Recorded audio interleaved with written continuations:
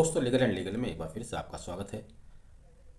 भारत का उच्चतम न्यायालय, न्यायिक व्यवस्था का सुप्रीम एपेक्स कोर्ट, जिसके नाम से बड़े बड़े अपराधी डर जाते हैं, कांप जाते हैं, जो भारतीय लोगों की आखिरी आस है, आखिरी उम्मीद है, जहां छोटे से छोटा, बड़े से बड़ा व्यक्ति इस उम्मीद के साथ जाता है कि वहां पर उसे इंसाफ मिलेगा, वह कोर्ट जो कुछ कहेगी वही अंतिम होगा।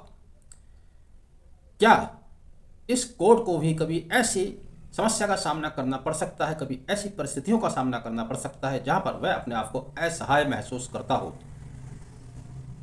क्या कभी आपने सोचा है कि सुप्रीम कोर्ट के ही ऑफिसर्स, जिनको ऑफिसर्स कहा जाता है, एडवोकेट्स, उनके सामने असहाय हो सकता है? क्या कोर्ट को वकीलों के सामने गिड़गिड़ाना पड़ सकता है, वो भी सुप्रीम कोर्ट, उच्चतम न्यायालय? आप वीडियो देखेंगे और खुद अपना निष्कर्ष निकालेंगे। मैं जो कुछ सुप्रीम कोर्ट में आज हुआ वो आपके सामने रखने की कोशिश करूंगा। दरअसल सुप्रीम कोर्ट के समक्ष आज बिल्किस बानो केस की अंतिम सुनवाई होनी थी। आप जानते हैं बिल्किस बानो के जो एक्यूज थे, 11 एक्यूज थे, जिन्हें गुजरात सरकार द्वारा छोड़ दिया गया, रेमिशन दिया गया। उस छोड़े जाने के खिलाफ बिल्किस याकूब रसूल बनाम यूनियन ऑफ इंडिया के नाम से criminal writ petition 491/2022 supreme court के समक्ष पेंडिंग है। आज उसी याचिका पर अंतिम रूप से सुनवाई होनी थी, लेकिन रेस्पोंडेंट, अभियुक्तों की तरफ से पेश हो रहे अधिवक्ता किसी भी सूरत में आज सुनवाई नहीं होने देना चाहते थे। इस केस को जो बेंच सुन रही थी उसमें जस्टिस J.K.M. जोसेफ तथा B.V. नागरत्ना है। जब सुनवाई शुरू हुई तो रेस्पोंडेंट की तरफ से कुछ वकीलों ने कहा कि अभी उनके पास समन तामील नहीं हो पाया है, इसलिए सुनवाई नहीं की जा सकती। कुछ लोगों को समन तामील नहीं हो पाया था। साथ ही कुछ एक्यूज के वकीलों ने उल्टा बिल्किस बानो पर आरोप लगाए, कहा कि बिल्किस बानो ने न्यायालय में झूठा शपथ पत्र दिया है, फ्रॉड किया है, उनके खिलाफ कार्रवाई की जानी चाहिए। दरअसल बिल्किस बानो ने जो शपथ पत्र दिया, उनका कहना था कि उन्होंने उसमें मेंशन किया है कि भेजे गए समन अभियुक्तों ने लेने से इनकार किए, जबकि पोस्टल रिकॉर्ड के अनुसार उस पर रिपोर्ट लिखकर आई थी कि वह आउट ऑफ स्टेशन है, शहर से बाहर गए हुए हैं। बिल्किस बानो की एडवोकेट शोभा गुप्ता ने इस बात को नकारते हुए कहा कि ऐसा नहीं है, उनके ऊपर समन्स प्रॉपर वे में भेजे गए हैं, उन्होंने जो भी एफिडेविट दिया है वो पोस्टल रिकॉर्ड के अनुसार दिया है। जिस पर जस्टिस के एम जोसेफ ने कहा कि आप यहाँ कोर्ट रूम में खड़े हुए हैं, आए हैं, तो क्या आपको नोटिस नहीं मिला? आप यहाँ कैसे आए? आपको कैसे जानकारी हुई? तब वकीलों का जवाब था कि इसी केस से संबंधित अन्य PIL भी दाखिल हुई हैं, इस वजह से हम कोर्ट के समक्ष आए। बिल्किस बानो की वकील ने कहा, शोभा गुप्ता ने कहा कि इनको ईमेल्स द्वारा भी समन भेजा गया है, जिस पर जस्टिस K.M. जोसेफ ने कहा कि क्या आपने इसकी परमिशन ली थी? उन्होंने कहा कि हाँ, परमिशन ली गई थी, लेकिन इस बात को भी उन्होंने नकार दिया गया।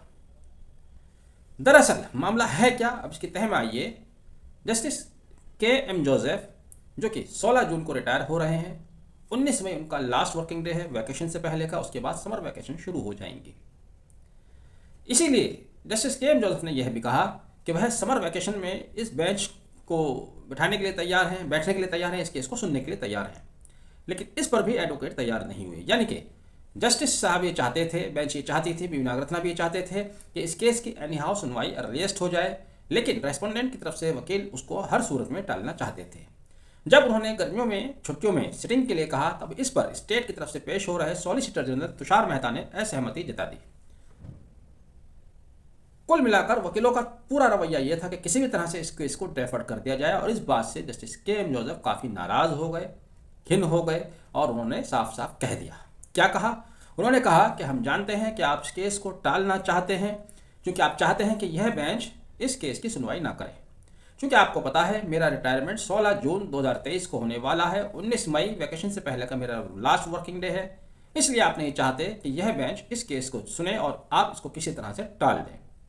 आप ऑफिसर ऑफ द कोर्ट हैं, आपको अपनी जिम्मेदारी समझनी चाहिए। आप केस जीत भी सकते हैं, आप केस हार भी सकते हैं, लेकिन अपनी जिम्मेदारी से नहीं भागिए, अपनी जिम्मेदारी को समझिए। ये कहना था जस्टिस K.M. जोसेफ का। तो आप समझ सकते हैं क्या माहौल कोर्ट रूम का रहा होगा। कुल मिलाकर लाख कोशिश करने के बाद भी, हर तरह से सतह पर आने की कोशिश करने के बाद भी, रेस्पोंडेंट्स के एडवोकेट्स डेट लेने में कामयाब हो गए और इस केस को जुलाई तक के लिए डिफर कर दिया गया। तो इस तरह से इस न्यायिक सिस्टम में वकीलों का एक बड़ा रोल होता है। लेकिन जब सभी वकील एक राय होकर 11 रेस्पोंडेंट थे, 11 के 11 अलग अलग वकील हैं, कितने वकील हैं ये जानकारी नहीं है हमारे पास, उन्होंने लाख चाहते हुए भी केस की सुनवाई को टाल ही दिया और जिसे लेकर सुप्रीम कोर्ट के जस्टिस नाराज भी हुए। उन्होंने अपनी नाराज़गी भी जताई, काफ़ी कुछ कहा, लेकिन अंततोगत्वा उनको आगे इसको केस को डिफर करना पड़ा। अब 16 जून को वो रिटायर हो जाएंगे, उसके बाद नई बेंच कॉन्स्टिट्यूट होगी, कौन उसमें जज आते हैं और कौन उसकी सुनवाई करेगा वो आगे की बात है। बहरहाल वो अपने देश में कामयाब हुए, ये हमारी कानूनी व्यवस्था का एक पहलू है। बहरहाल आपने वीडियो आखिर तक देखा, thank you, have a nice day.